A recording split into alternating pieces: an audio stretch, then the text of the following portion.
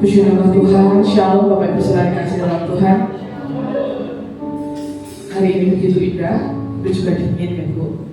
Pak, kita mau siapkan hati kita yang paling terbaik untuk memuji nama Tuhan, untuk menyembah Tuhan. Kita mau tinggalkan sejenak aktivitas kita satu minggu ini, beban apapun itu. Kita fokus kepada Tuhan, hati pikiran kita. Biarlah hadirat Tuhan dinyatakan tempat ini pada pagi hari ini. Karena kami tahu Tuhan bahwa sebenarnya kami, di mana kami bergantung hidup kepada Tuhan. Malah harapan setiap kehidupan kami, malah sukacita bagi kami jalan kehidupan kami. Yesus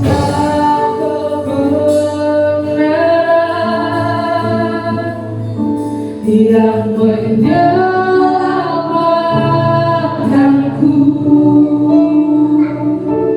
Kau memberikanku hidup dan pengharapan.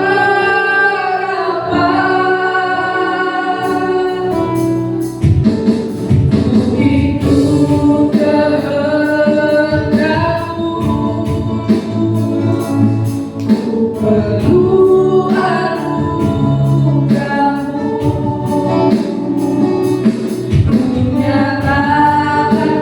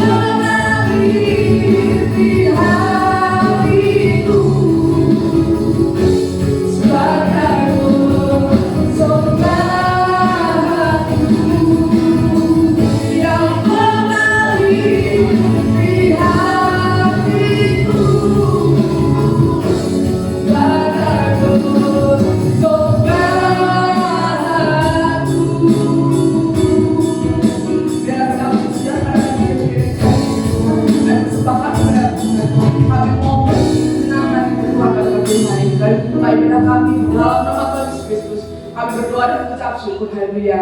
Amin. Shalom. Ada sukacita pada pagi hari ini, Bapak Saudara. Kita mau bersorak-sorai karena hari ini hari yang paling bahagia.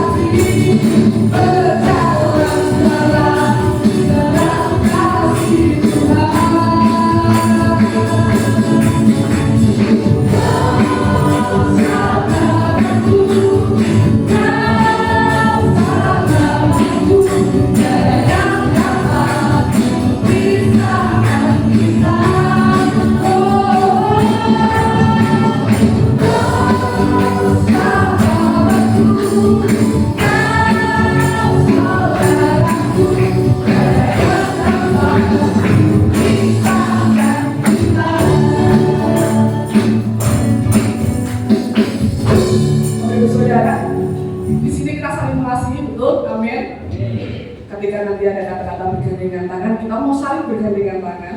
Kalau ada kata-kata saling menunjuk satu dengan yang lainnya, mari kita berikan senyuman yang paling indah untuk kanan kiri kita. Amin, Bapak Ibu Saudara. Amin. Kita mau pujikan diri dari awal. Hari ini kita bersama.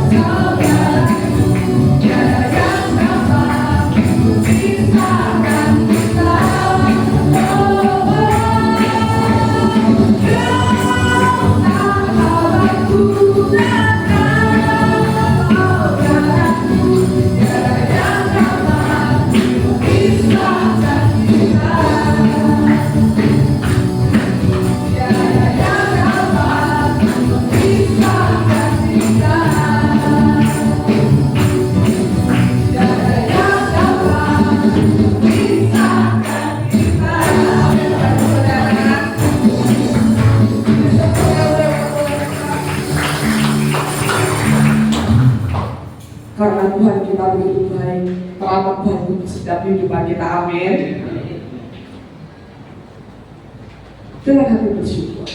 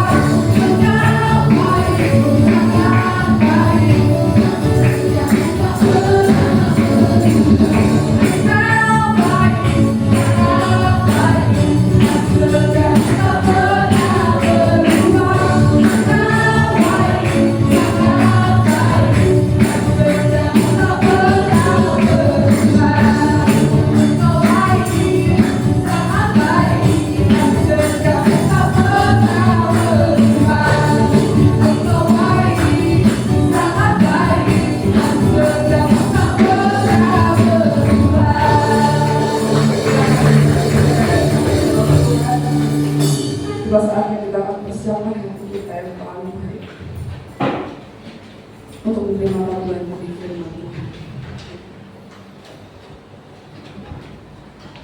Biarlah kehidupan kami Tuhan, biarlah mata kami seperti matamu, biarlah tangan kami seperti tanganmu, bahkan hati kami seperti hatimu, mengasihi, menyayangi setiap jemaat Tuhan.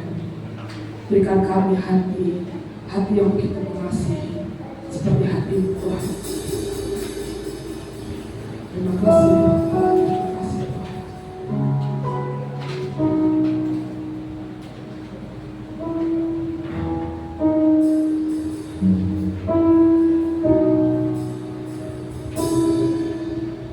Berikan ku hati seperti hatimu yang penuh dengan belas kasihan. Berikan ku mata seperti matamu, memandang Tuhan yang di sekelilingku. Berikan ku tanganmu untuk melakukan tugasmu. Berikan ku kakimu melangkah dalam rencanamu. Berikan ku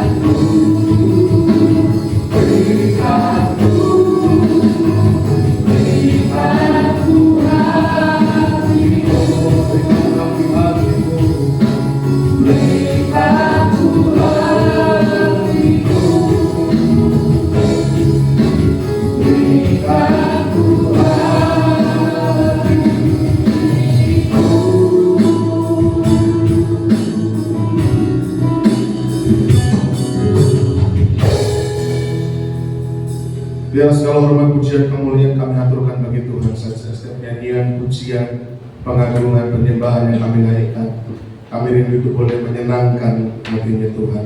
Dan sebentar Tuhan kami akan bersama-sama merenungkan firman Tuhan, menjadi pribadi ciptaan baru, menjadi pribadi manusia baru. Tentu bukan hal yang mudah bagi manusia daging kami, tetapi kami percaya ketika kami boleh memiliki hati seperti hatimu Tuhan, seperti bagaimana cara Tuhan berpikir, bagaimana Tuhan Yesus merasa, maka kami dimampukan menjadi ciptaan yang baru, menjadi manusia baru yang sungguh-sungguh mengalami pertobatan, bukan hanya dalam hal teologis kami, tapi dalam perbuatan praktis, dalam perbuatan sikap hidup kami sehari-hari. Perubahan-perubahan itu dinyatakan.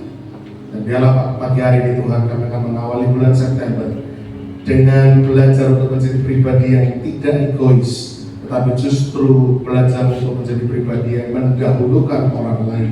Oleh karena itu Roh Kudus kiranya mampukan kami, tolong kami, agar kami sungguh-sungguh mampu menjalankan firman ini dalam kehidupan kami sehari-hari. Layakkan kami semua, mampukan setiap kami, berkati hingga supaya kami mampu memahami, mengerti apa yang Tuhan mau sampaikan bagi setiap kami semua. Rapi hamba dalam segala keterbatasan kekurangan hamba, biarlah hanya nama Tuhan saja yang dipuji, dibesarkan, dipermuliakan. Dalam nama Tuhan kami Yesus Kristus, yang mau siapkan hati kami untuk menyambut firman-Mu. Haleluya, amin. Silakan duduk, rekan-rekan pelayan pujian penyembahan semuanya. Terima kasih untuk pelayanannya. Ya, kita tunggu rekan-rekan ini duduk terlebih dahulu. Baik. Dingin ya Bapak Ibu ya.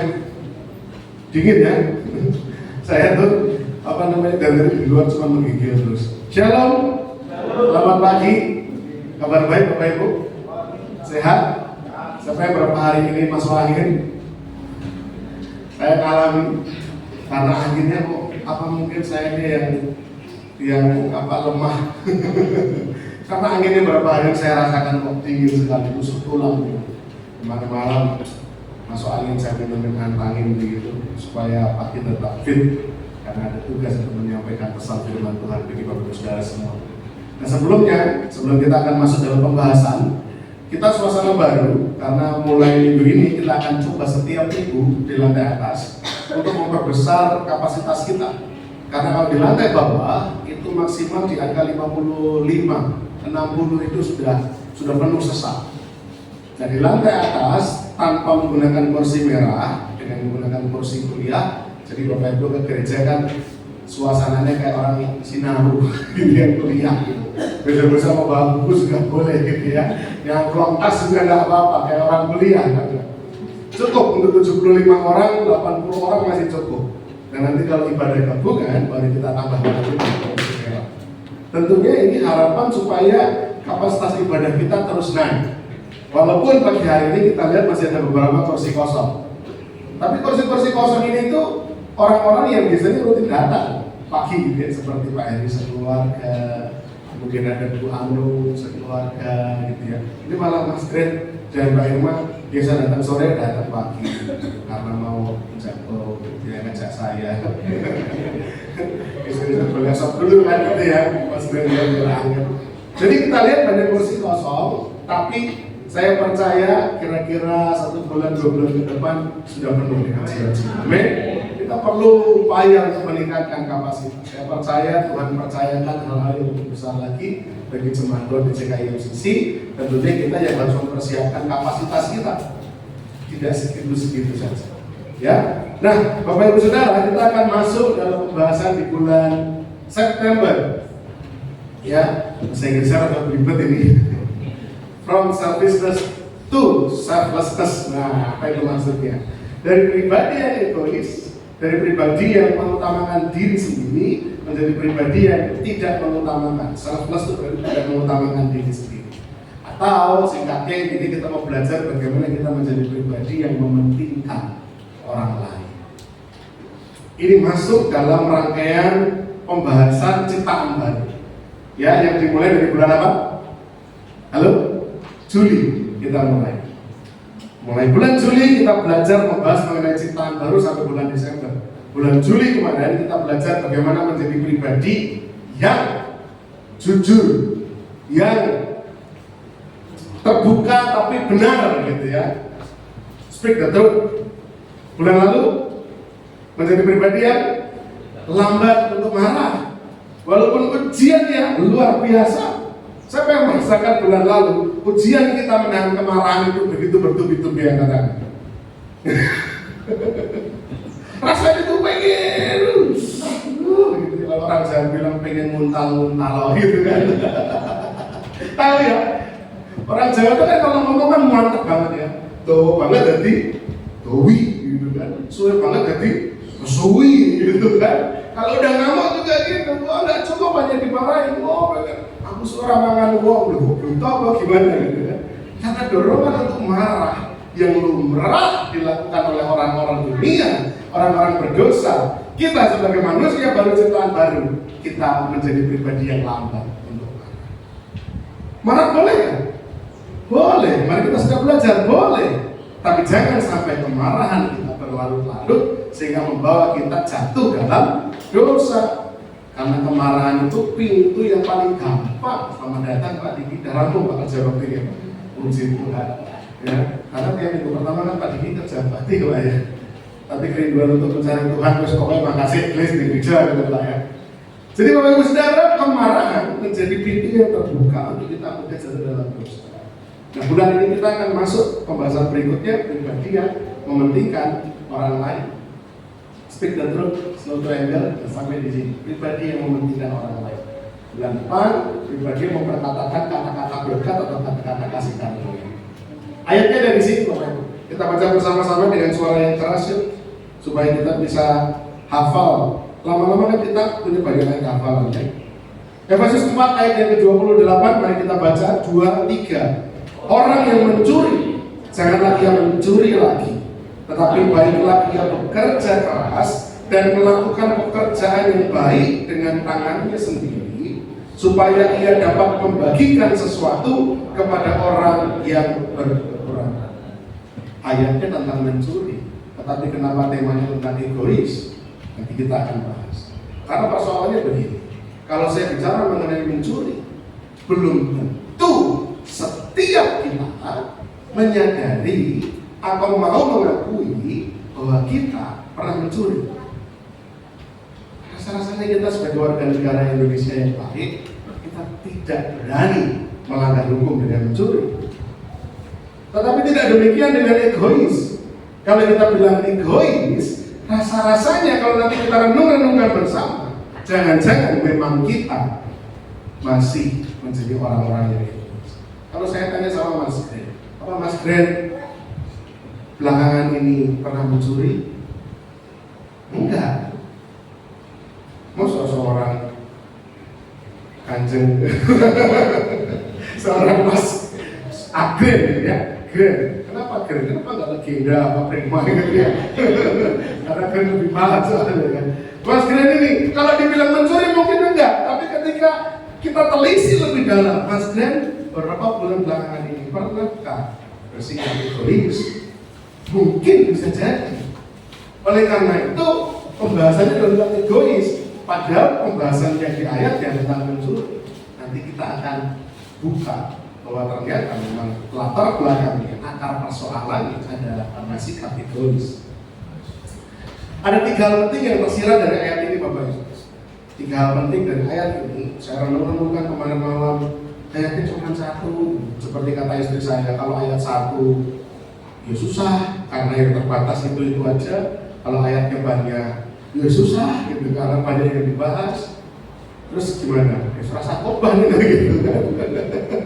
Ayat 1 tuh saya merenung gitu kan, ini apa Maka bahas terlebih dahulu tentang ayat ini. Setidaknya ada 3 fakta dari yang saya perhatikan ketika membaca dan merenungkan ayat ini. Yang pertama, ada jemaat yang mencuri. Ada kemungkinan ada jemaat Efesus yang melakukan tindakan pencurian. Karena surat Rasul Paulus ini kan ditujukan bukan untuk orang umum. Surat Efesus kan ditujukan untuk jemaat Efesus. Jangan ada lagi yang mencuri. Artinya ada kemungkinan Rasul Paulus mengerti atau mungkin membaca, melihat, menerawang gitu ya. Ada jemaat yang mungkin punya kecenderungan mencuri atau mungkin bahkan sudah mencuri. Entah itu mencuri karena butuh, entah itu mencuri karena rakus. Bapak saudara, perlu kita sadari bahwa orang mencuri tidak selalu karena terdesak butuh. Ketika ada orang-orang yang hidupnya sudah berkecukupan, dia tidak lagi terdesak karena butuh untuk keberlangsungan hidup supaya bisa bertahan hidup. Dia nggak berkekurangan, sudah berkecukupan, tapi ternyata dia masih mencuri. Ada nggak orang-orang seperti ini? Ada. Dorongannya bukan karena butuh, dorongannya karena greedy, dorongannya karena rakus. Rasul Paulus membaca kemungkinan ada jemaat yang mencuri. Yang pertama. Yang kedua, kecenderungan yang suka mencuri ini, orang-orang yang cenderung suka mencuri ini adalah orang-orang yang malas dan culas. Kenapa saya bisa menerawang hal ini, bisa membaca hal ini? Karena dikatakan orang yang mencuri jangan lagi yang mencuri. Ada kemungkinan jemaat mencuri. Yang kedua, kalau baiklah ia bekerja keras dan melakukan pekerjaan yang baik dengan tangannya sendiri. Berarti ketika dulu dia mencuri, dia orang-orang yang tidak bekerja keras. Ketika dulu dia mencuri, dia orang-orang yang melakukan pekerjaan yang tidak baik. Orang lain yang bekerja keras dengan tangan mereka, orang-orang yang suka mencuri ini mengambil haknya orang-orang yang bekerja keras. Sehingga orang-orang yang suka mencuri cenderung malas dan culas. Apa itu culas? Licik, jahat. Dan ketiga, adanya kesenjangan sosial yang diperhatikan oleh Rasul Paulus yang harus dicari solusinya. Tapi solusinya bukan dengan yang berkekurangan ini mencuri. Solusinya adalah yang berkelebihan berbagi. Karena dikatakan dalam ayat tadi, hendaklah ia melakukan yang bekerja keras, melakukan pekerjaan yang baik dengan tangannya sendiri, supaya ia dapat membagikan sesuatu kepada orang yang berkekurangan. Ada kesenjangan sosial di sana, sehingga menyebabkan orang-orang mungkin yang terdesak, orang-orang yang miskin, orang-orang yang butuh bertahan hidup harus mencuri. Dan ini pun perlu dicari solusinya. Rasul Paulus menghadiri mereka, jangan lagi mencuri. Sekarang kalau perlu, berhentilah mencuri, bekerja dengan keras, dengan gigih. Kemudian hal yang kamu dapat itu, kamu bagikan kepada saudaramu yang juga masih membutuhkan. Artinya kesenjangan sosial ini diselesaikan bukan dengan mencuri yang bukan haknya, tetapi dengan berbagi. Dan 3 hal ini yang perlu kita renungkan dulu, tersirat dari ayat tadi, untuk nanti kita bisa masuk lebih dalam mengenai ketidak-egoisan ini. Ya, jadi ada kemungkinan jemaat Efesus yang mencuri. Orang-orang ini cenderung malas, tidak mau bekerja keras dan culas, licik, jahat, melakukan pekerjaan-pekerjaan yang tidak baik. Ada kesenjangan sosial yang perlu dicari solusinya. Tapi solusinya bukan dengan mencuri, tapi solusinya justru dengan saling berbagi dan saling memberkati. Kecenderungan sosial, ada jemaat yang mencuri, ada jemaat yang rakus, ada yang sudah kaya tapi pengen makin kaya, korupsi, mengambil yang bukan haknya. Ini terjadi di Efesus karena kemarin kita sudah belajar Efesus sebagai kota yang mewah dan kota perdagangan, karena itu adalah kota pelabuhan, cenderung memupuk sikap egois dan individualistis di tengah masyarakat yang fokusnya pada materialisme dan pemujaan diri sendiri. Sehingga ada kecenderungan orang-orang di Efesus yang sama seperti orang-orang di kota besar saat ini. Kemarin kita masih ingat ada dulu jemaat di tempat ini yang namanya Sela. Ingat ya, Sela yang pulang ke Medan, tapi kemudian hari Jumat kemarin main ke rumah saya karena dia lagi mau perjalanan ke Jakarta, dia mau training di Jakarta sana. Ngobrol dengan kami. Saya bilang, saya mendoakannya gimana ya saya? Gitu. Saya bingung, mau tak doain supaya diterima di Jakarta, kok saya lebih tenang kalau kamu di Solo aja, jadi bilang gitu. Karena ini anak perempuan di Jakarta nggak ada siapa-siapa gitu, kalau di sini minimal masih ada teman-temannya, masih ada orang-orang gereja yang bisa mantau gitu. Terus saya doainnya gimana sih? Ada siapa? Istri saya dan juga Niel juga di situ, istri saya juga mengaminkan, Niel juga saya tanya ini, Niel, Tante Sela Solo atau Jakarta? Solo aja katanya gitu. Jadi kota besar seperti Jakarta, kota besar seperti Surabaya, saya pernah pergi ke Malaysia, pergi ke Singapura, kota-kota yang seperti ini, Kuala Lumpur, Singapura, individualistis sekali. Masuk KRL, masuk bis gitu ya, semua pakai handsfree, baca buku, gitu kan, tiduran, dapat diganggu. Sementara kita di kota-kota seperti Solo ini, kota-kota yang kecil gitu kan, kita ketemu di bis saja masih jawab bro nggak masih kita tentang pundi pak gitu kan, kalau kita mau beli kok, biryani pundi itu masih wajar kita lakukan. Tapi di kota-kota besar tidak demikian. Di kota-kota perdagangan, lu gue gitu kan, jangan campurin urusan saya. Nah, Efesus membuat kecenderungan sosial warganya menjadi rawan egois.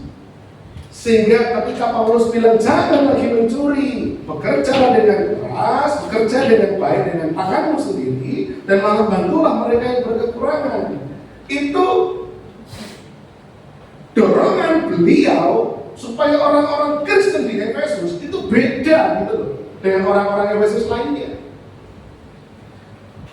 Supaya manusia-manusia baru ini, orang-orang Kristen ciptaan baru ini, jadilah berbeda dengan warga Efesus yang biasanya individualistis, yang kejam, yang suka mencuri. Nah, orang-orang Kristen harus beda dengan mereka. Itu dorongannya Rasul Paulus, karena kecenderungan sosial di Efesus memungkinkan sikap-sikap egois, mencuri semacam. Kita baca lagi, orang yang mencuri, janganlah ia mencuri lagi, tetapi baiklah ia bekerja keras dan melakukan pekerjaan yang baik dengan tangannya sendiri, supaya ia dapat membagikan sesuatu kepada orang yang berkekurangan. Pertobatan dari sikap egois ini, pertobatan dari dosa egois ini, Bapak Ibu Saudara, tidak hanya berhenti di aspek teologis, tapi harus sampai perilaku praktis ya. Jadi nanti setelah firman minggu ini, minggu depan, Oikos, saya harap Bapak Ibu Saudara gak hanya pintar dalam hal teologisnya, teorinya, tapi harus sampai ke perilaku praktis, sampai ke praktek. Tidak boleh hanya berhenti pada pemahaman, tapi harus mampu mengubah kebiasaan dan perbuatan. Kalau ada di antara kita yang masih punya kecenderungan egois, aku sih, saya berhak untuk ini, saya berhak untuk itu, saya pokoknya, atau bahkan sampai merampas harta orang lain, sampai mencuri yang bukan miliknya.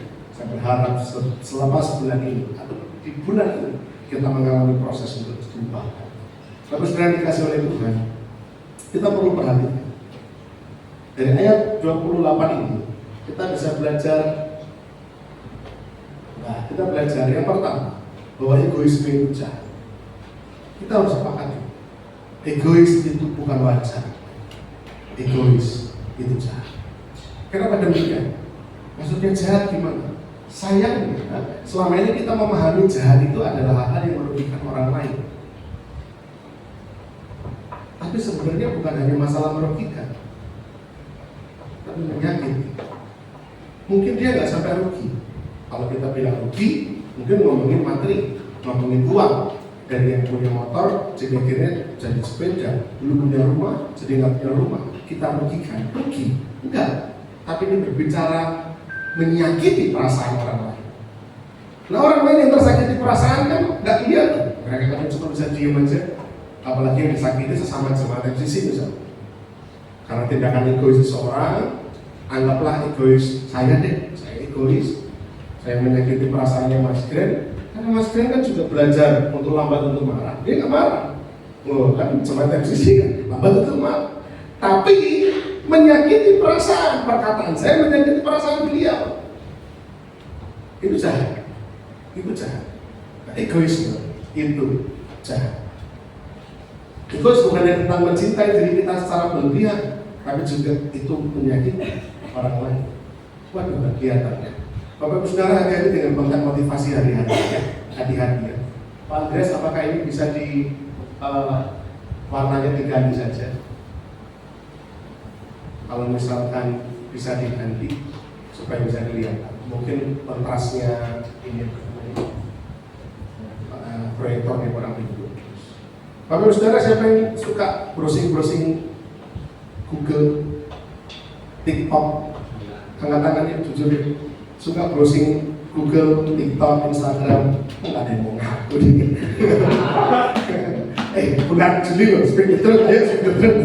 Siapa yang jujur suka googling? Kemudian ketemu kata-kata mutiara, kata-kata motivasi, dan kemudian kata-kata itu sering kita post di akun Instagram kita post di WA kita post di sosial media kita. Hati-hati dengan konten-konten motivasi hari-hari. Nah, terima kasih Pak Andreas. Ini menarik. Kesannya benar, tapi kalau direnungkan, ngawur ini. Terkadang bersikap egois juga perlu. Sebab selalu menuruti keinginan orang lain justru membuat diri sendiri kesusahan. Sebab selalu mengutamakan bahagia orang lain justru membuat kebahagiaan diri sendiri terhalang. Masuk ini. Masuk Pak Eko? Tapi kalau kita melihat keteladanan Tuhan kita Yesus Kristus, tidak begitu. Mendahulukan kebahagiaan orang lain yang memang pada akhirnya menghancurkan Kristus sendiri di atas kayu salib, itu tidak menghalangi Kristus menjadi bahagia. Amin. Saya sering berkali-kali menekan, kalau gambaran film-film atau gambaran di gambar-gambar yang kita lihat ketika Kristus naik Bukit Golgota, menyongsong kematiannya, adalah gambaran yang dia tersiksa, dia lemes, dia sudah hampir terkapar, seakan-akan melas sekali. Kok saya sendiri jujur kurang cocok dengan gambaran itu? Karena yang ada di benak saya adalah kematian di kayu salib bagi Kristus adalah garis finish bagi seorang pelari. Nggak mungkin garis finish itu disongsong pelari dengan lemes. Dia akan berusaha semaksimal mungkin, dia perlu toh nyawa gitu loh, untuk bisa gol sampai garis finish sebagai juara. Rasa-rasanya kok gambaran sebagai pribadi yang hampir kalah, hampir kriok, itu menghilangkan kesan heroiknya Tuhan Yesus ketika Alkitab mencatat bahwa disalibkan. Tuhan bilang sudah selesai pertandingannya dia untuk menebus dosa manusia, itu selesai di atas kayu salib, Bapak Ibu Saudara. Jadi ketika Kristus mendahulukan kebahagiaan manusia agar bisa terhubung kembali dengan Allah, dia tidak kehilangan kebahagiaan. Saya senang sekali kalau momen-momen Paskah itu membayangkan bagaimana Kristus menyongsong salib dengan hati yang terbakar. Sidik kas, delokas, sidik meneh gitu. Semangat, walaupun secara fisik dehidrasi, nggak mungkin darah keluar, cairan keluar, over dehidrasi, tapi rohnya terbakar karena garis finish dari depan mata. Betul nggak? Harusnya itu yang kita percaya sebagai anak-anak Tuhan, mendahulukan kebahagiaan orang lain, tidak menghilangkan kebahagiaan kita sebagai orang tua. Sekalipun kita mungkin seringkali sudah mendidik anak dengan keras, tapi apakah ketika di waktu-waktu kita berusaha membahagiakan anak, kita kehilangan kebahagiaan? Pantau? Ya, betul. Ketika melihat anak kita bahagia, bukankah kebahagiaan itu juga datang bagi kita? Sehingga perkataan motivasi ini buat saya, ini hanya pembelaan diri orang-orang yang suka mengasihi, suka mengasihani diri secara berlebihan. Sebab selalu mengutamakan bagi orang lain justru membuat kebahagiaan diri sendiri terhalang. Membenarkan sikap egois. Ada lagi yang ini masih kelihatan ya, kalau ini ya masih kelihatan? Tidak kelihatan juga Mas Andres, makanya duduk Mas Andres. Mas Adi kelihatan? Tidak kelihatan ya, saya bacakan ya. Kadang kita perlu sedikit egois untuk kebahagiaan diri sendiri. Nggak usah terlalu jadi orang yang nggak enakan, karena terlalu baik juga nggak baik. Masuk Pak Eko?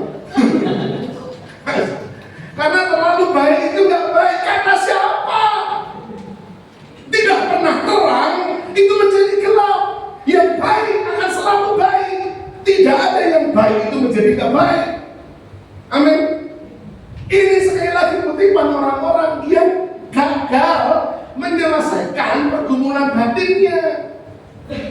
Gak bisa menahan egoisnya memberontak, gak bisa menahan egoisnya itu keluar. Akhirnya ketika scroll ketemu ayat-ayat yang mungkin menghadik, menampar, disingkirkan. Tetapi ketika ketemu konten-konten semacam ini, akhirnya mendapatkan konfirmasi kebenaran itu.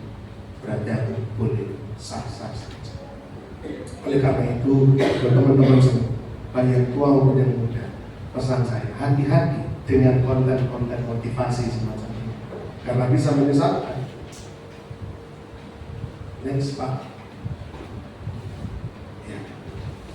Efesus 4 ayat 28 yang tadi kita baca, dikatakan demikian. Orang yang mencuri janganlah ia mencuri lagi. Apa kaitan mencuri dengan egoisme? Mencuri adalah salah satu tindakan yang bisa muncul dari dorongan egois itu. Saya gali teori perilaku manusia dalam dunia psikologi. Akhirnya ketemu yang namanya teori kepribadian narsistik. Tahu ya narsis ya? Kalau ada orang suka selfie, kita suka bilang, narsis tuh. Narsis. Ternyata ada teori kepribadian narsistik itu menunjukkan bahwa seseorang dengan kecenderungan narsistik cenderung memandang kebutuhan mereka sendiri sebagai yang orang-orang narsistik cenderung berpikir bahwa kebutuhan diri adalah kebutuhan yang paling utama untuk dia selesai. Seringkali mengabaikan atau bahkan meremehkan hak-hak orang lain. Terserah mereka mau jadi kaya apa, bukan urusan saya juga. Yang penting saya bahagia. Bapak Ibu sudah dikasih oleh sikap egois ataupun dosa apapun yang masih terselip dalam hati kita masing-masing. Selama kita tidak langsung bertobat di hadapan Tuhan, kita akan selalu menemukan alasan untuk membenarkan diri. Sama halnya dengan dosa egoisme. Orang-orang yang narsis punya kecenderungan demikian, memandang kebutuhan dirinya sebagai kebutuhan utama, sehingga seringkali mengesampingkan bahkan meremehkan kebutuhan orang lain. Ada satu lagi teori dari Abraham Maslow. Abraham Maslow itu terkenal sekali. Dia banyak memberikan kontribusi dalam dunia psikologi. Dia punya teori yang namanya need-based theory atau teori berdasarkan kebutuhan. Teorinya bilang begini, bahwa perilaku yang keluar dari pribadi seseorang itu dikendalikan dari dorongan ingin memenuhi kebutuhan. Saya ulang sekali lagi. Teori need-based itu bilangnya begini, bahwa tindakan seseorang, perilaku individu, perilaku seseorang itu hasil dari upaya orang itu untuk memenuhi kebutuhan-kebutuhan. Apapun kebutuhan yang dia mengejar, entah itu kebutuhan jasmani, entah itu kebutuhan mental, rohaninya, atau kebutuhan-kebutuhan yang dia mau, keinginan-keinginannya. Itu namanya need-based. Nah, Abraham Maslow itu bilang begini, bahwa orang yang merasa kebutuhannya tidak terpenuhi, kebutuhan dasar atau ini mengancam kelangsungan hidup mereka, mungkin termotivasi untuk mencuri. Yang tadi saya bilang di awal, wes apa-apa udah gak ada orang lagi. Ingat peristiwa hakim yang pada akhirnya harus mendendam tamu undangan karena ada seorang nenek yang kelaparan dan tidak bisa menggunakan, sehingga nenek ini mencuri singkong. Kemudian hakim ini tetap harus menjalankan tugasnya untuk melakukan keadilan berdasarkan undang-undang dan dilaporkan. Dia bilang bahwa keputusannya nenek ini tetap dihukum menerima denda berapa begitu saya lupa. Tapi di waktu yang sama dia juga bilang dan waktu yang sama ini juga saya mendenda semua yang ada di ruangan ini karena membiarkan seorang nenek kelaparan tanpa membantu. Sehingga akhirnya denda tetap dijalankan, tapi dibayarkan dari uang yang dibayar oleh para tamu pengadilan itu. Ya, nenek ini kepepet, nggak bisa makan sehingga dia mencuri singkong. Abraham Maslow bilang bahwa orang yang berusaha bertahan hidup atau ingin menjaga kelangsungan hidupnya bisa jadi termotivasi untuk mencuri. Nah, tapi berarti kan Bapak Ibu Saudara, namun ketika kebutuhan dasar ini tidak mendesak dan orang tetap mencuri, dia tidak miskin, nggak melarat, dia tidak hampir mati. Kebutuhan dasarnya tidak mendesak, tapi orang ini tetap mencuri. Hal ini seringkali didorong oleh kebutuhan psikologis yang lebih tinggi, seperti kebutuhan akan harga diri, kebutuhan akan kekuasaan atau pengakuan, yang semuanya berakar pada egoisme. Jadi ketika seseorang mencuri, saya bilang tadi, ada yang mencuri karena tuh, ada yang mencuri karena rakus. Dia nggak terdesak, hampir mati. No. Lalu apa yang mereka lakukan? Didorong dari kebutuhan akan apa? Harga diri, kekuasaan, pengakuan, makin kaya, makin kaya. Ingat lagunya Nama Bento, ini kayak Mas Robo nyanyi keren gitu. Rumah dan estate, mobilku banyak, harta berlimpah. Orang memanggilku bos eksekutif. Ada kata-kata yang menarik.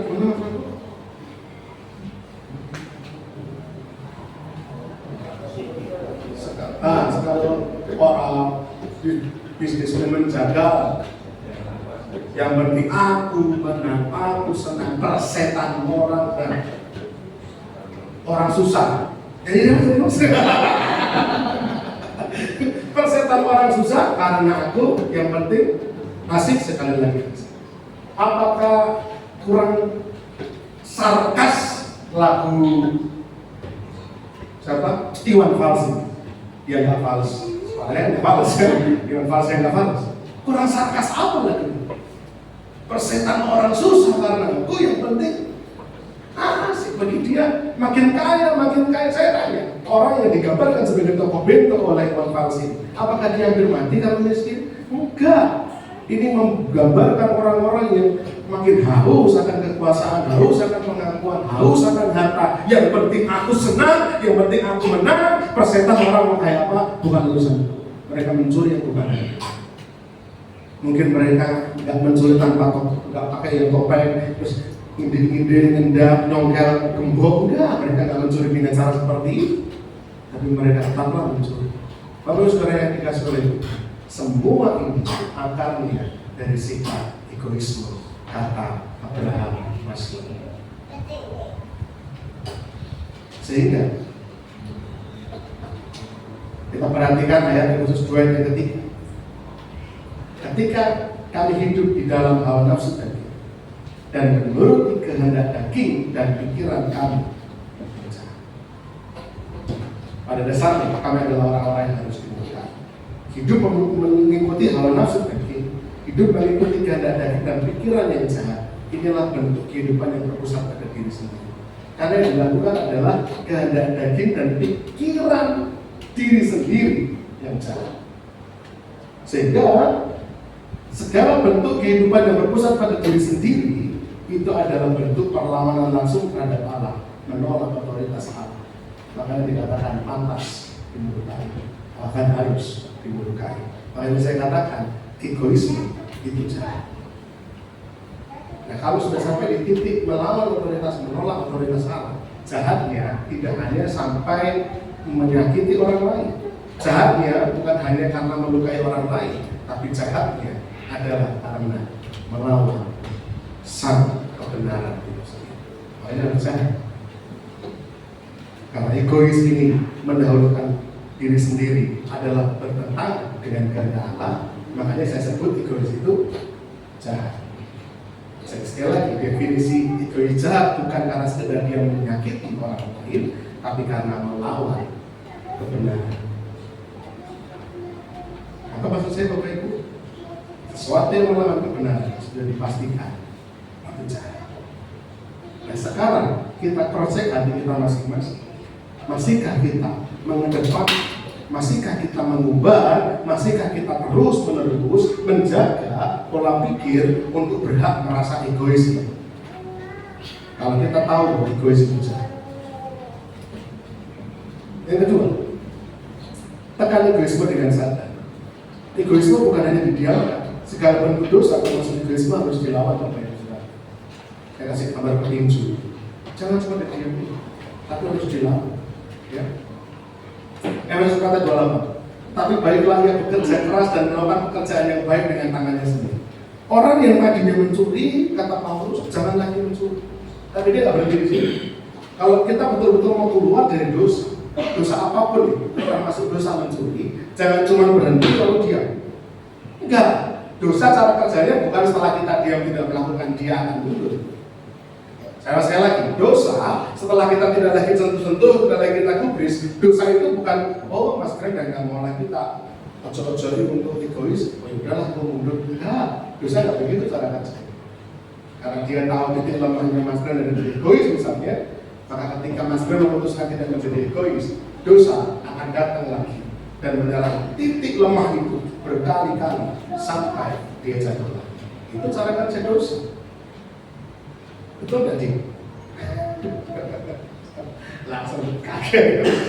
Makanya udah pertanyaan bujongnya gede gitu loh. Betul nggak? Ada nggak dosa yang dulu kamu lakukan? Kamu pernah sempat berhenti? Ketika sudah menang, tapi tiba-tiba jatuh lagi. Kenapa? Karena iblis akan menyerang titik lemah itu berkali-kali sampai kita jatuh lagi. Betul? Bapak Saudara, apapun dosa kita, salah satunya adalah egois. Maka tidak bisa hanya didiamkan. Egois itu harus dilawan. Paulus bilang setelah kamu mencuri dan tidak lagi mencuri, nggak berhenti sampai di situ. Apa yang harus kamu lakukan? Kerja. Mencuri itu kan ngambil jalan gampang, mengambil hasil kerja keras orang lain. Itu mencuri. Jangan cuma berhenti. Aku dulu mencuri, sekarang aku mencuri, tapi nganggur. Ngemis. Itu nggak mencuri, Pak. Yang aku nggak mencuri. Enggak. Kalau seperti itu caranya, dia akan jatuh lagi. Lawan. Setelah nggak mencuri, balas. Lawan. Pukul balik. Gimana caranya? Yang biasanya balas, Paulus bilang kerja keras. Cari kerjaan yang baik, yang betul-betul mendapatkan hasil yang baik. Itu untuk menekan kecenderunganmu marah dan mencuri. Bapak Ibu Saudara, kebanyakan orang nggak bisa berhenti melawan dosa apapun dosanya karena tidak berusaha menekannya dengan sadar dan sengaja. Sebagaimana ketika kita melakukan perbuatan dosa dengan sadar dan sengaja, ketika kita berdosa itu sadar nggak? Apa misalkan melakukan dosa itu merasa sadar gitu. Apapun yang bentuk dosa itu, bergosip, berzina, mencuri, berbohong, apalagi kata-kata kotor, apakah itu keluar tanpa kita sadari? Itu sadar dan sengaja. Sebagaimana kita melakukan perbuatan dosa itu dengan sadar dan sengaja, maka sebaliknya kita lawan juga dengan sadar dan sengaja. Mas Ren, bantu saya, Mas Ren. Ilustrasi, Mas Ren. Bantu saya. Anggaplah ini adalah roh egoisme. Saya adalah orang yang berusaha bertobat dari sikap egois. Seperti yang saya katakan tadi, ketika saya memutuskan untuk tidak lagi egois, roh egoisme ini terus nggak terus struggle nenek terus pergi. Nggak begini cara kerjanya. Ya gitu juga. Pak Ganteng. Ya, Pak Amin khotbah Pak Ganteng. Gak gitu cara kerjanya. Maka ketika saya memutuskan untuk tidak lagi egois, roh keegoisan, iblis ini dengan segala macam daya, cara, upaya, tentu akan mojo-mojoi saya. Sekarang anggaplah saya melakukan kegiatan saya sehari-hari dan dia akan terus-menerus menyerang saya untuk membuat saya jadi orang egois. Oke, anggaplah saya berjalan. Gimana caramu untuk mojo-mojoi saya? Misalkan egois misalnya. Akan dari kita cari ya, ayo aku mau kamu berbagi dan seterusnya. Ayo, saya kerja, saya biasa, dia akan terus mojo-mojo saya. Nah, kalau saya hanya jadi pribadi yang diam, saya kan cuma nggak ngapa-ngapain, paling kata bibis lah, terus mas.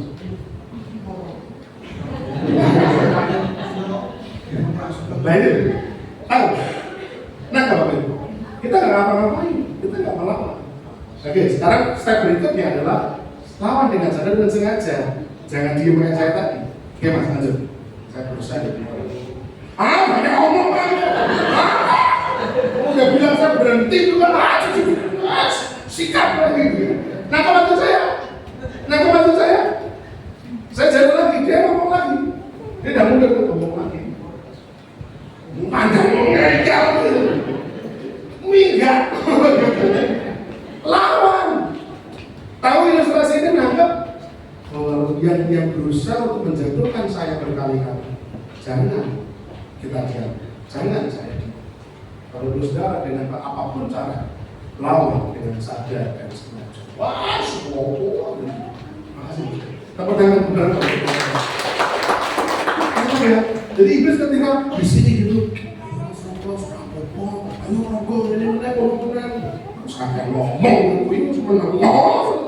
Aku ini berusaha gitu. Dia kan mundur sejenak, tapi dia kan cari celah lagi, momen-momen di mana emang sedang lemah, pas orang datang lagi dia, ayo go, makjul menolak pena gitu. Kalau semuanya diam saja, maka kita akan muncul lagi keegoisan. Karena sekali lagi, dasar berpikir kita awalnya yang menjadi orang mementingkan diri sendiri itu kan sebenarnya enggak, tapi merugikan orang lain. Tapi tidak demikian. Maka Mas Rombak akan bersikap menang aja, kayak itu. Just sampai dia paham. Dan kekuatan itu datangnya hanya bisa dari Roh Kudus, dari Kristus Yesus. Lewat cara apa? Firman. Sekali lagi, karena Yesus pun berkali-kali mengalami ujian, mengalami pencobaan. Apa yang Yesus lakukan? Ada tertulis. Yesus menggunakan firman Tuhan untuk melawan serangan-serangan iblis yang berusaha menyeretnya jatuh dalam dosa. Sehingga Bapak Ibu Saudara, kalau Yesus saja melawannya dengan firman, kita pun harus juga membungkam mulut iblis dengan firman. Ayo egois baik, suara pokok, barang ngerti, musisi, gitu kan? Menjadi pribadi yang tidak egois, kamu diam, kamu mati aja, gitu kan? Ajar iblis. Kayak lagu apa itu? Bijak iblis dengan action, bertindak. Gak diam aja. Paulus bilang kepada anak rohani yang namanya Timotius, perhatikan. Paulus bilang sama Timotius ini pada akhirnya menjadi bishop, menjadi gembala, menjadi pemimpin rohani di Efesus. Jemaat yang disurati oleh Paulus di ayat emas kita ini, yang akan meneruskan perjuangan Paulus di Efesus di kemudian hari pada Timotius. Paulus tulis apa kepada Timotius? Engkau ini manusia Allah, jauhilah, itu tindakan aktif, jauhilah semuanya itu, kejarlah keadilan, aktif, ibadah, kesetiaan, kasih, kesabaran, dan kelembutan, bertandinglah dalam pertandingan iman yang benar, dan rebutlah hidup yang benar. Ini aktif atau pasif? Sadar atau enggak? Sengaja atau enggak? Semua ini, nasihat ini diberikan supaya Timotius menjadi pribadi yang aktif, yang dengan sadar, dengan sengaja apa? Menjauhi segala dosa, mengejar keadilan, ibadah, kesetiaan, kasih, kesabaran, kelembutan. Dia kejar, bertanding dalam pertandingan iman. Pokoknya dia mau berusaha terus menang dan merebut hidup yang tetap. Dosa mencuri atau egois itu harus dilawan dengan kerja keras, mendorong diri untuk melakukan pekerjaan baik yang tentu akan membuat diri tidak enak. Jadi ketika tadi kita dulunya egois, suka mencuri yang bukan hak kita merampas yang bukan hak kita suka ngakal untuk mendapatkan keuntungan dengan cara yang tidak benar, itu namanya mencuri. Apapun itu, maka kita rubah dengan cara apa? Roh yang cepat-cepat kita untuk mencuri, kita hajar yang bisa-bisa, kita tekan yang bisa-bisa dengan cara sama kerja keras, sama kerja baik. Bahkan hasil yang saya dapat bisa saya pakai untuk berkati mereka yang membutuhkan. Kalau itu akan dibungkam nggak bisa kita. Karena kita tidak lagi menjadi orang yang memikirkan kepentingan kita saja, keperluan kita saja, tapi kita sudah membiasakan diri untuk berbagi, memperhatikan keperluan orang lain. Ya, Bapak Saudara, jadi lawan dengan sadar, lawan dengan sengaja, dengan aktif. Kayak Mas Ben tadi, walaupun dia ngocok-ngocok saya bilang, banyak ngomong kamu. Yang saya lawan bukan Mas Brene ya, ini hanya ilustrasi ya. Yang saya bilang jangan banyak omong itu bukan Mas Brene. Yang saya bilang jangan banyak omong itu adalah iblis yang berusaha untuk ngidik-ngidik kita, yang berusaha untuk mojok-mojokin kita. Ya. Pertandingan iman yang benar yang digambarkan Paulus ini menunjukkan bahwa iman atau melawan dosa itu sebuah perjuangan yang perlu upaya yang disengaja dan kesadaran penuh. Jadi nggak cuma kita asal saja, tapi kita betul-betul berusaha dengan sengaja, dengan kesadaran penuh. Jauh dari tindakan pasif. Sehingga kita semua orang percaya, orang Kristen dipanggil untuk secara aktif bertumbuh dalam iman, dalam karakter sesuai dengan kehendak Allah, untuk terus berjuang melawan godaan dosa. Sudah juga kabarnya. Tim sudah menang. Wah, teriakannya kan herois sekali gitu. Wah, dia udah menang. Dia udah berhasil memukul lawan. Kita harus seperti egoisme. Kalau selama ini mungkin kita menjadi orang yang terlalu egois, menyakiti orang lain, merugikan orang lain. Orang lain juga enak lihat kita. Orang lain malas lihat kita karena kita egois mementingkan diri sendiri. Kita akan rubah itu semua. Bukan lagi diri kita yang kita pentingkan, tetapi kita yang menambahkan orang lain. Kita mau melayani orang lain. Kita mau menjaga jiwa-jiwa demi kepentingan mereka. Jadi kata terakhir ketiga, pertobatan egoisme ialah bekerja untuk berbagi.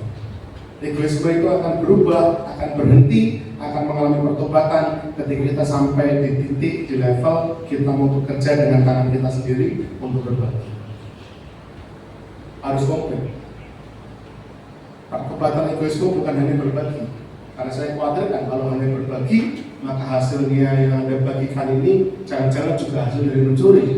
Nah, apa bedanya? Anda nggak bertobat berarti. Kita nggak bertobat berarti. Sehingga pertobatan egoisme adalah ketika memutuskan untuk saya mau kerja, saya mau berjuang, saya mau fight. Hasilnya saya pakai untuk berkati orang lain. Nah, egoisme ini akan kalah, akan terkapar, akan terpukul mundur. Bukan hanya berarti menjadi egois, tapi menjadi rela berbagi kepada sesama. Ayatnya, ayat yang ke-28 bagian terakhir, supaya dia dapat memberikan sesuatu kepada orang yang berkekurangan. Sehingga titik puncaknya kita menekan egois, kita menaklukkan egoisme adalah ketika kita bekerja dan kemudian hasilnya bisa kita bagikan kepada mereka yang berkekurangan. Pertobatan dari egoisme yang dibahas Rasul Paulus tidak hanya berarti melakukan dosa, ya, tidak hanya berarti melakukan egoisme, tapi mampu menaklukkan godaan egoisme ini, bahkan mengubah aspek perilaku yang tadinya mementingkan diri sendiri menjadi rela berbagi kepada sesama yang memerlukan. Nah, ini pertobatan. Pertobatan itu bukan cuma, saya pernah gambarkan, bukan cuma berhenti berjalan ke arah kebinasaan, tapi berbalik dan kemudian berjalan ke arah keselamatan. Bukan hanya berhenti melakukan dosa, tapi berbalik dan melakukan kebenaran. Nah, itu pertobatan. Dari egois menjadi rela berbagi. Manusia lama dengan segala pikirannya yang jahat mendorong seseorang untuk mengutamakan dirinya sendiri dengan menjadi egois, meremehkan hak orang lain hingga merampas yang bukan miliknya. Manusia lama. Bagaimana dengan manusia baru? Manusia baru dengan segala pikirannya yang baik mendorong seseorang untuk mendahulukan orang lain, bahkan rela bekerja keras demi dapat berbagi kepada mereka yang memerlukan pertolongan. Ini manusia hadir. Itulah kenapa jemaat mula-mula, kalau kita perhatikan, punya sikap kebiasaan mereka membagi-bagikan miliknya untuk orang lain.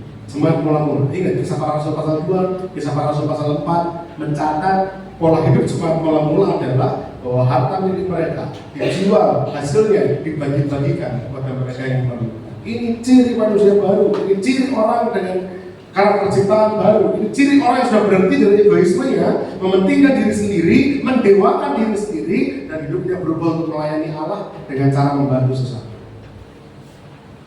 Kalau semua orang Kristen, setiap kita punya karakter manusia baru yang rela berbagi, jiwa-jiwa itu akan datang dengan sendiri. Mungkin kita nggak perlu cerita mengenai, kita bilang Yohanes 3:16, Matius 6:33, Roma 3:23, Roma 6:23, nggak perlu. Kalau kita boleh sungguh-sungguh menunjukkan bahwa saya sungguh-sungguh punya Kristus, rela berbagi untuk orang lain, mereka bisa jadi akan melihat ada kualitas yang beda. Dia mereka akan mulai membuka telinganya untuk Injil. Mereka akan membuka telinganya untuk kebenaran masuk. Mereka diperketat. Lewat cara apa? Lewat kita yang hidupnya mengalami perubahan. Mari kita sungguh-sungguh melakukan hal ini. Dan ini tidak mustahil. Ini bisa dilakukan karena Kristus sendiri yang telah menjadi teladan bagi kita. Efesus pasal yang kelima, masih di surat yang sama, ayat 1 dan 2. Sebab itu jadilah menurut Allah, manusia boleh masuk depan, seperti anak-anak yang kekasih, dan hiduplah di dalam kasih, sebagaimana Kristus Yesus juga telah mengasihi kamu dan telah menyerahkan dirinya untuk kita sebagai persembahan dan korban yang harum bagi Allah. Kristus rela berkorban. Kristus rela berbagi. Bahkan yang dia bagi bukan hartanya. Yang dibagikan Yesus Kristus bukan kepunyaan dalam bentuk material, tapi yang dibagikannya adalah hidupnya sendiri. Bapak Saudara, sebenarnya apa itu Injil? Injil itu kalau dirumuskan dengan sederhana, Injil adalah manusia pantas mati dalam murka Allah, tetapi karena Kristus memilih mati menggantikan kita, maka kita hidup dan terhindar dari murka Allah. Kalau kira-kira dirumuskan nggak jauh-jauh dari sini. Manusia seharusnya mati dari kebinasaan karena dosa dan pelanggarannya, tetapi Kristus memilih untuk mati menggantikan kita, supaya kita yang harusnya mati tidak mati, tapi kita hidup untuk selama-lamanya dalam keselamatan dan kehidupan. Kita bisa menerima keselamatan dari mana? Kalau bukan dari hati Kristus yang mau berbagi, menggantikan kita. Itu adalah kita, Bapak Ibu Saudara. Seperti Kristus, dia teladan kita. Dia tidak tahan, dia jiwa-jiwa perlu pertolongan. Dia berkorban. Lalu kenapa kita yang mengaku anak-anak kita nggak mau berkorban? Kita menggunakan konten-konten motivasi tadi dengan berkata saya berhak bahagia. Kita menggunakan konten-konten tadi dengan bilang kadang-kadang baik, tidak selalu baik. Itu hanyalah pelarian, itu hanyalah pembenaran dari sikap egois yang belum berhasil kita taklukkan. Oleh karena itu pagi hari ini dorongan saya, saudara kalau perhatikan khotbah saya hari ini tuh relatif lebih singkat daripada khotbah minggu pertama bulan sebelumnya, betul? Tapi relatif lebih membosankan daripada khotbah sebelumnya. Kenapa? Karena ini membongkar aspek mendasar dari dosa manusia, yaitu apa? Mengedepankan keinginan diri sendiri. Mari kita hajar egoisme dengan kebenaran. Ada 3 hal praktek penerapan firman Tuhan. Kita jadikan Kristus sebagai teladan kita untuk rela berbagi kepada sesama. Pahami egoisme itu jahat, lawan dengan sadar, dengan sengaja. Ajar aja. Kalau dulu kita suka mencuri, kita egois, kepentingan diri sendiri, maka kita lawan dengan bekerja keras. Hasilnya kita pakai untuk berbagi, memberkati orang lain. Kita bukan orang egois lagi. Mungkin di saat itu orang akan nyindir, weh, saya ini sedih, weh, saya ini ngulung-ngulung, weh, saya ini menjeda, weh, saya ini suci, weh, saya ini, dan segala macamnya. Mereka akan berusaha memakai kata-kata itu untuk menjatuhkan kita, untuk mematahkan semangat kita. Tapi jangan gubris. Karena kita sudah belajar menjadi pribadi yang tidak egois, dan kalahkan egoisme dengan menjadi pribadi yang bekerja keras supaya kita bisa berbakti. Bapak Ibu Saudara, sederhana kata Cak Lontong, kata Cak Lontong, bukan kata saya. Miskin itu kenyataan itu, tapi sederhana itu pilihan hidup. Orang-orang yang hatinya sederhana, orang-orang yang hatinya mau berbagi, mereka akan cari kekayaan kok. Yang mereka ajarkan kecukupan, yang penting saya cukup dan saya bisa berbagi kepada yang memerlukan lain. Semua yang Bapak Saudara miliki tidak akan kita bawa sampai ke peti mati. Untuk apa? Kita simpan rapat-rapat. Berhenti egois, merampas hak milik orang lain, belajar untuk mulai bekerja keras dan berbagi pada mereka yang memerlukan. Tuhan memberkati. Baik, kita tunduk kepala.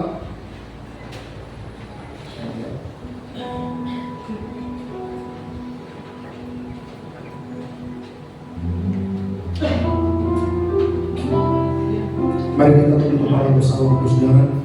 Kita akan naikkan satu pujian mahkota kehidupan.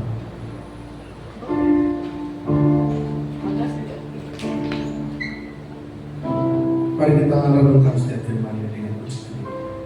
Tak akan pernah ku sesali mengiring Yesus sepanjang hidupku, lewati lembah air mata, saksikan kemuliaan-Mu dinyatakan. Berapapun harga yang harus ku bayar, ku kan tetap setia melayani, mengasihi-Mu, mengiring-Mu seumur hidupku. Janji-Mu kan tepat, ku pegang teguh sampai ku dapat menemukan kehidupan. Mari kita bangkit berdiri bersama-sama, saudara. Terbuka di hadapan Tuhan dan kita mau berbenah. Ku sesali mengiring Yesus sepanjang hidupku, lewati lembah air mata, ku saksikan kemuliaan-Mu dinyatakan. Berapapun harga yang harus ku bayar, ku kan tetap setia melayani, mengasihi-Mu, mengiring-Mu seumur hidupku. Janji-Mu kan tetap, ku pegang teguh sampai ku dapat melayani. Ya, mari kita buka hati, terbuka di hadapan Tuhan.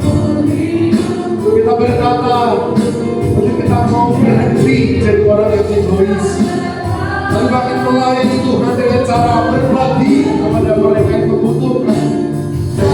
Sebab banyak jiwa-jiwa memerlukan urahan-Nya. Melayani, mengasihi-Mu, mengiring-Mu seumur hidupku. Janji-Mu kan tetap, ku pegang teguh sampai ku dapat menemukan kehidupan. Bersama-sama sebentar, melayani, mengasihi-Mu, ya, mengiring-Mu mengikuti teladan Tuhan, seumur hidup. rela berbagi, rela mencuri, Janji-Mu demi melihat orang lain pun terberkati. Yes, mari Bapak Saudara jemaat Tuhan. Mari setiap kita yang berkomitmen untuk mau meninggalkan sikap egois, mari angkat tanganmu, melayani. Mari berkata di hadapan Tuhan. Kita mau ambil komitmen pagi hari ini. Seumur hidupku, janji-Mu kan tetap, ku pegang teguh. Mereka berhak mendapatkan keberkahan kita. Mereka berhak merasakan kasih Allah. Mereka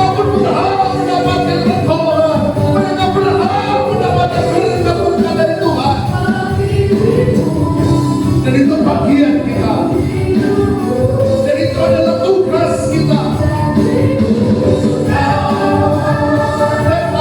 Ku pegang teguh sampai ku dapat melakukan janji-Mu dan tetap ku pegang teguh sampai ku dapat melakukan janji-Mu dan tetap. Yes. Katakan sampai ku dapat melakukan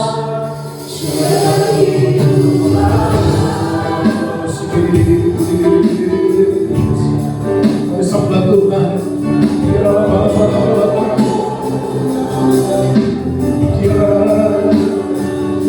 Kami merindukan mahkota kehidupan,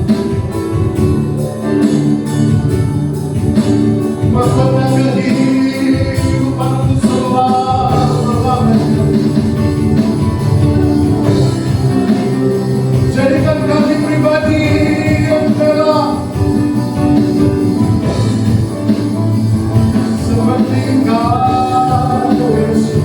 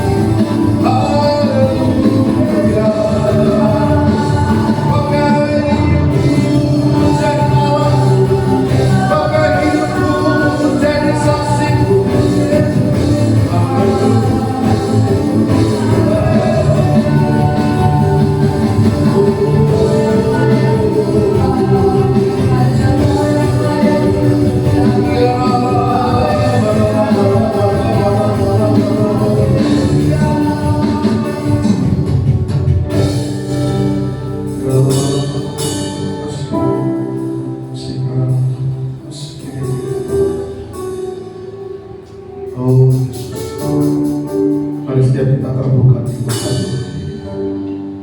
Ambil komitmen untuk mau berbagi kepada sesama. Terima kasih Yesus.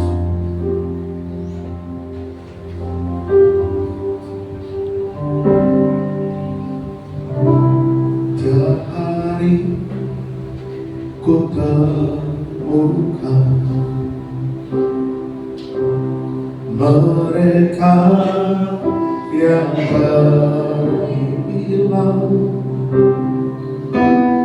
hidup yang tak menentu, arah tujuan dalam kawan mereka tersimpan duka, namun Tuhan mendengar tangis mereka. Bapak Ibu Saudara, buka hatimu, jadilah berkat bagi mereka yang bertuhan. Mereka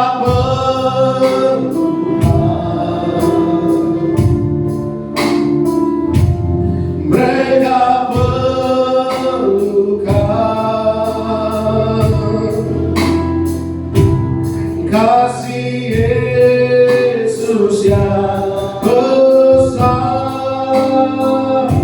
sebagai jawaban.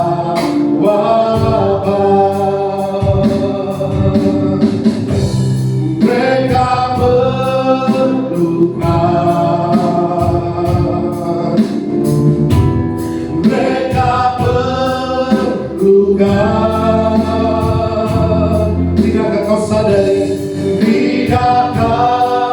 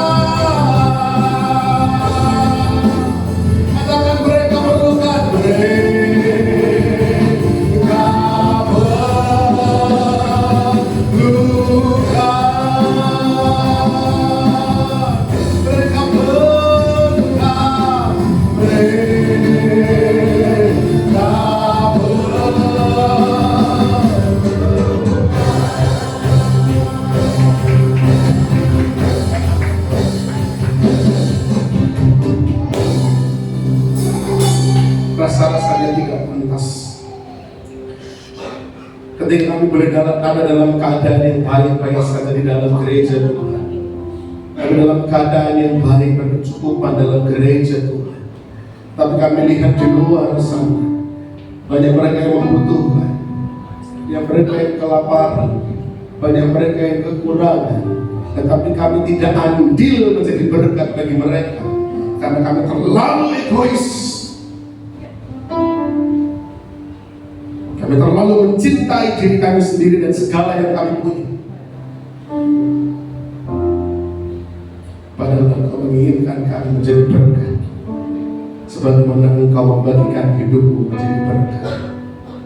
Firman-Mu pagi hari ini Tuhan, lembut namun keras mengajar kami, agar kami keluar dari zona dosa kami dalam keegoisan itu.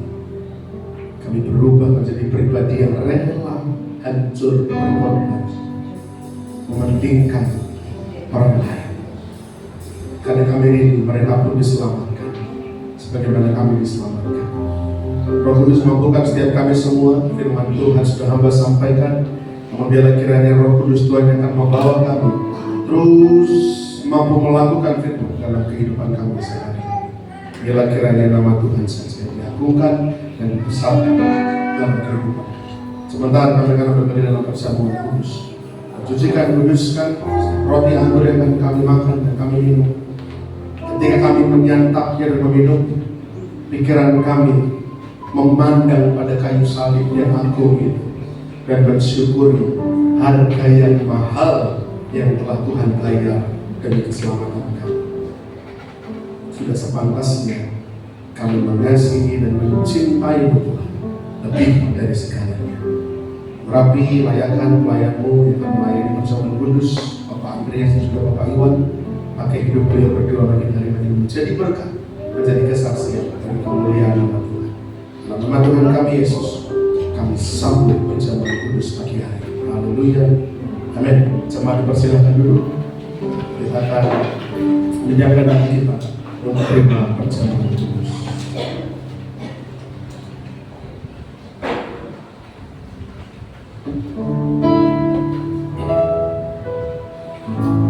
Berikan pada kami hati yang mengasihi, jiwa-jiwa yang baru,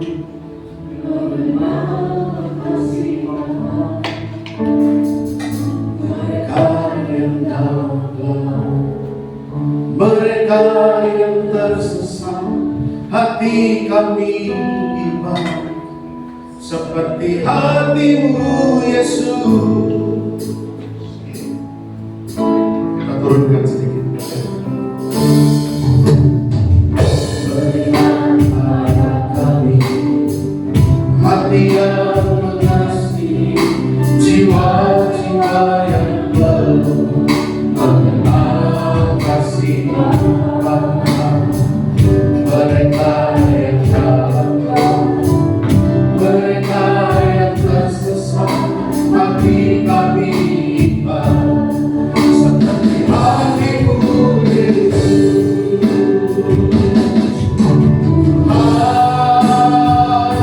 Ini tugas kami, beri kepada kami. Ayolah, mari kita bangkit berdiri sekali lagi bersama-sama dan menjalankan hati Tuhan, itu yang kuingini Tuhan. Ini tugas kami, beri kepada hati kami. Ayolah, roh yang rela melayani dan menyenangkan hati Tuhan, itu yang kuingini. Dan menyenangkan hati Tuhan, itu yang kuingini. Sebelum kita akan ambil bagian dalam perjamuan kudus bersama-sama, mari jemaat Tuhan kita merenung sejenak, mengingat betapa berharga pengorbanan Kristus di kayu salib. Sebab sesungguhnya kita pantas menerima murka Allah karena dosa, kejahatan, dan pelanggaran kita. Tapi karena begitu besar kasih Allah akan dunia ini, sehingga Dia mengaruniakan putranya yang tunggal, Yesus Kristus, ke dalam dunia, supaya barang siapa percaya kepada Kristus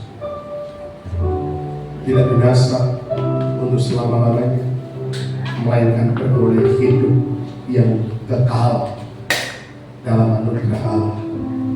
Mari kita bersyukur kepada Dia, berterima kasih karena kasih yang besar. Kita akan angkat roti dengan tangan kanan tinggi-tinggi di atas kepala. Dengarkanlah firman Tuhan, sebab apa yang telah kuteruskan kepadamu telah kuterima dari Tuhan, yaitu bahwa Tuhan Yesus pada malam waktu Ia diserahkan, mengambil roti dan sesudah itu Ia mengucap syukur atasnya. Ia memecah-mecahkannya dan berkata, inilah tubuhku yang diserahkan bagi kamu. Perbuatlah ini menjadi peringatan akan aku. Mari kita makan bersama-sama dengan percaya dalam nama Tuhan Yesus Kristus.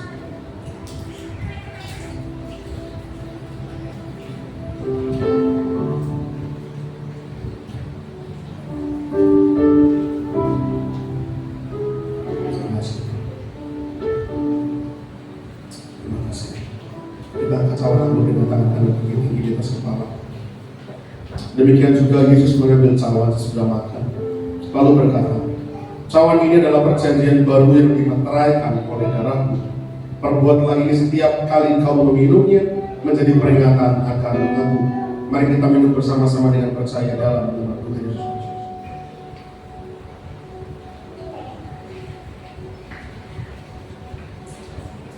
Terima kasih.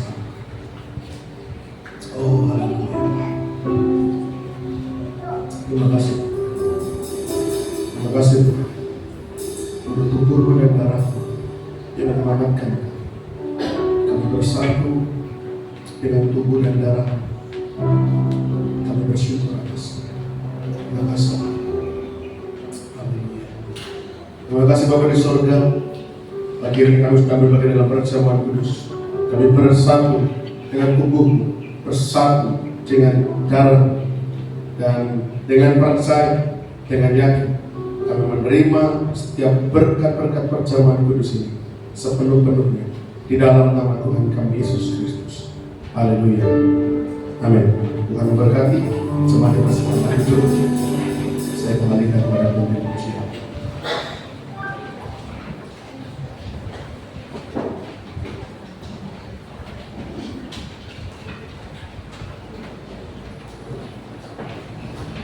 Puji Allah Tuhan, kita sudah mendengarkan kebenaran firman Tuhan. Indah pada pagi hari ini. Dan juga saatnya kita memberikan sembahyang yang paling untuk Tuhan. Nanti saya minta dari salam untuk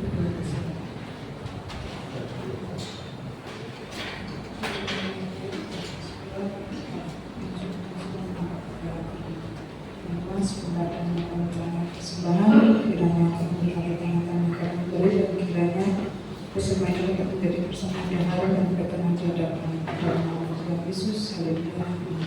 amin. Dalam musyikan hatiku berperjanjian.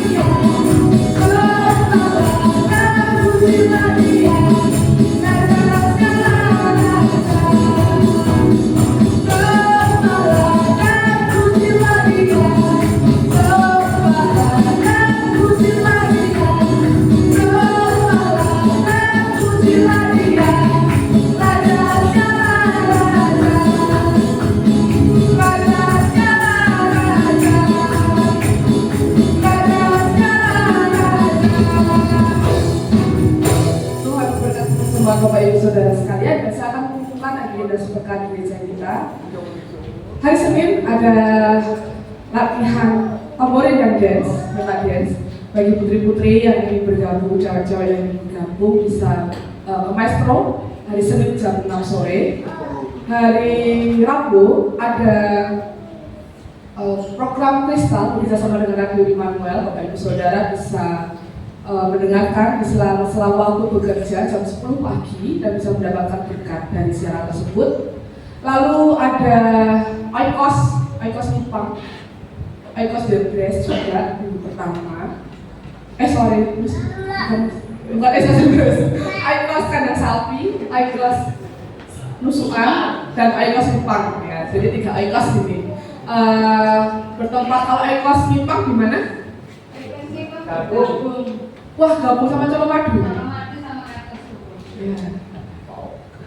Oke, IKOS Nipang gabungan.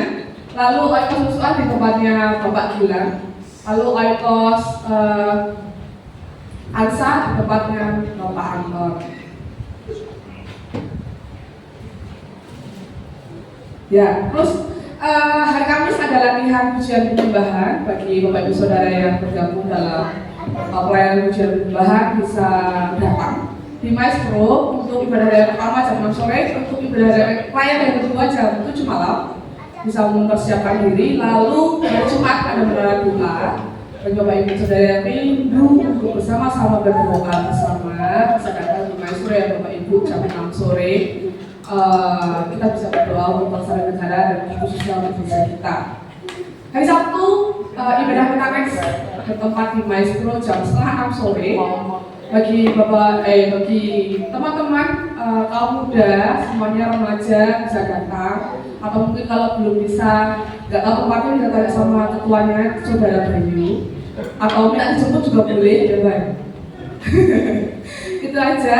Lalu Minggu kita bertemu lagi di ibadah raya pertama di Soltex tempat ini Bapak Ibu Saudara jam 8 pagi. Lalu jam 5 sore di Grand Soba, dan nanti jam 3 sore ada ibadah Alpha Kids di Maestro. Jadi Bapak Ibu Saudara, cucunya, anaknya bisa dibawa untuk sedini mungkin mengenal Kristus. Itu saja yang saya sampaikan ke teman-teman. Terkhusus bagi Bapak Ibu Saudara Oikos Nipang, kemudian Kartasura dan Colomadu ya, yang tempoh hari tidak gabungan. Ya, saya menyampaikan permohonan maaf sebesar-besarnya karena ada ibadah di tempatnya Saudari Eli, sehingga rencana gabungan pada akhirnya harus diundur. Mohon maaf ya Bu Kristiani, Pak Diki, kemudian dari Colomadu, nggak ada yang di Colomadu. Kartasura, itu ya, kalau sendirian. Mohon maaf, karena memang keputusannya diambil harus segera, sangat mendesak sekali, sehingga ini harus ada keputusan yang diambil begitu, sehingga diundur. Tapi besok Rebo jadi ya Bu ya? Besok Rebo jadi, tetap begitu Pak ya? Oke, siap. Kita berdoa untuk ikut gabungan juga. Baik, kemudian juga hari ini ada berapa Mas Artis dengan kepindahan tempat ini tadi? 56. Nah 56 itu kalau di bawah itu sudah sesak-sak Bapak Ibu. 56 itu sudah pasti duduknya udah sampai ke tembok belakang. Ya. Nah kalau ini 56 masih banyak kursi yang kosong, dan kita akan terus mendoakan untuk di minggu yang akan datang kursinya akan terpenuhi dengan jiwa-jiwa. Amin. Hari ini Pak Heri keluarga juga tidak hadir. Kita berdoa semoga tidak sakit, semoga baik-baik saja. Kemudian Bu Hanung sekeluarga, ya Bu Yeni, Bu Harum, ya ini masih banyak gitu ya. Sehingga kalau hadir semua, mendengar ruangan ini bisa cukup dan benar. Kita berdoa, biar kiranya gereja kita terus bertumbuh di dalam Tuhan. Amin. Bapak Ibu Saudara, terima kasih untuk kehadirannya. Kita ketemu lagi pada raya akan datang, dan juga tentunya oikos di wilayah masing-masing. Mari saya jemput Bapak Ibu Saudara, kita berdiri bersama-sama. Kita akan akhiri ibadah kita pagi hari ini. Segala hormat puji syukur kami aturkan kepada Tuhan, karena Tuhan begitu baik. Pada pagi hari ini kami beroleh banyak berkat rohani, lewat puji-pujian, lewat firman Tuhan, lewat kebersamaan kami dalam ibadah ini. Biarlah kami terus dibaharui sebagai ciptaan Tuhan, manusia baru, yang menjadi pribadi yang tidak egois, tapi justru kami dilatih punya kepekaan untuk berbagi kepada mereka yang memerlukan. Terima kasih Bapak. Tuhan berkatilah keluarga kami, memberkati pekerjaan tangan kami, memberkati anak-anak kami dalam sekolah pendidikan mereka, berkatilah kesehatan kami tetap baik, tetap prima, tetap Tuhan, dan juga berkati setiap pergumulan yang sedang kami hadapi hari-hari ini yang kami tidak tahu mana satu hal yang pasti, bahwa ada jaminan kelepasan, ada jaminan pertolongan, ada jaminan penyertaan Tuhan dalam kami menghadapi persoalan-persoalan kehidupan. Terima kasih Bapak di surga untuk aktivitas selama sepekan kami serahkan dalam tangan Tuhan. Komisi-komisi, oikos, juga rencana rapat panitia inti untuk penyelesaian ibadah pada besok Tuhan, semoga berjalan dengan baik, dengan lancar. Juga untuk segala bentuk persiapan ke depan, khususnya masa transisi ibadah raya pagi yang kapasitasnya kami tingkatkan menjadi 75 kursi. Kami berdoa biarlah kiranya Tuhan penuhkan kursi-kursi yang ada di tempat ini, agar kami boleh sungguh-sungguh menyadari bahwa pelayanan kami tidak stuck Tuhan. Pelayanan kami terus bertumbuh, terus berkembang dalam anugerah Tuhan, dalam berkat Tuhan. Makin banyak jiwa dilayani, makin banyak jiwa diselamatkan, dan nama Tuhan saja yang dipuji besar dan dipermuliakan. Para pelayan rumah ini pagi hari ini Tuhan, pakai hidup mereka makin hari makin luar biasa, dipercaya dengan perkara-perkara yang lebih besar lagi dari hormat kemuliaan nama-Mu. Makin banyak jiwa dilayani, makin banyak jiwa dijangkau, makin banyak jiwa yang boleh diselamatkan untuk keselamatan kehidupan kekal bagi mereka semua. Terima kasih Bapak, terima kasih. Sudah kami akan pulang untuk saya sertai agar kami tiba kembali dengan selamat. Tuhan kami pada kesempatan ibadah yang akan datang Tuhan, khususnya untuk ekos komisi-komisi kita ini. Semoga berjalan dengan baik, jiwa-jiwa diberkati, jiwa-jiwa dilayani. Terima kasih Tuhan, terima kasih. Kami akan akhiri ibadah kami. Sebelum kami pulang, bersama-sama kami akan menerima berkat-berkat dari Tuhan. Dengan semangat Tuhan, bukalah kedua tangan-Mu dan terimalah berkat-berkat Tuhan. Tuhan memberkati Engkau dan juga melindungi Engkau. Tuhan menyerahkan Engkau dengan wajah-Nya dan memberi Engkau kasih karunia-Nya.